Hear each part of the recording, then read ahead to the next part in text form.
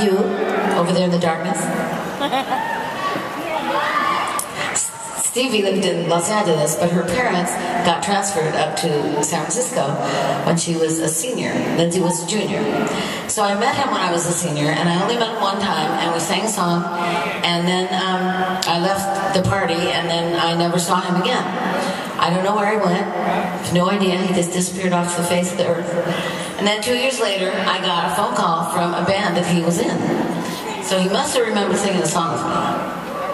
And they said, do you want to join our band? And I said, cool, yeah, what kind of band is it? I had no idea. They said, well, it's San Francisco, it's like 1968, it's a hard rock and roll band in San Francisco in the best time that anybody could have ever possibly lived in San Francisco, the mecca of the music world, and artists and musicians, and it was like, you couldn't have anything better. I look back at it and go, oh, I should have enjoyed it even more.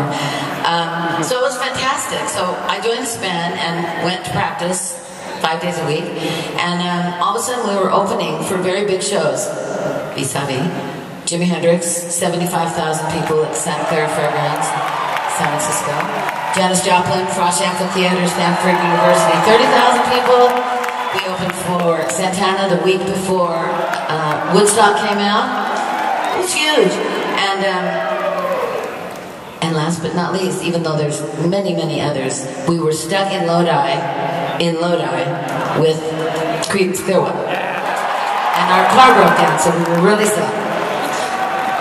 So anyway, it was fantastic, and we were making pretty good money.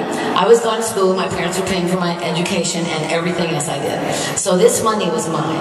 And I had heard a rumor that there was this fantastic store over in San Francisco called the Velvet Underground. And there you could buy the most beautiful clothes where all the rich and famous rock and roll women bought their clothes. Like Janis and Grace Slick and ones I didn't even know. So I saved up my money and buzzed up there in my convertible cranberry red, black interior, 5-speed Corvair Monza Spider 5-speed convertible. It was, my dad really got it for himself. I just was the person who got it. I got up there, I found the store, I walked in, it was a fantastic store, all just things hanging from the ceiling, beautiful, and I realized that there was no way I could afford to buy anything in this store. So I'm standing there on this beautiful hand-painted floor, of which I have never seen before and never since. And I'm going, I can't buy anything, but I am standing right where Janis Joplin must stand. So I felt something, like something's happening, something's coming. And I'm sure that maybe all of you have kind of felt that too, like something's happening, it's coming in the future. And I felt like a little bit of a seizure, a little bit of a premonition, and I saw FLEETWOOD Mac. I saw Chris and Lindsay and Mick and John and me, and I saw how big it got from the day that we joined FLEETWOOD Mac. It was just like huge. And we were like starstruck. I felt that. So the reason that I'm telling you this story is because I want you to know that dreams do come true.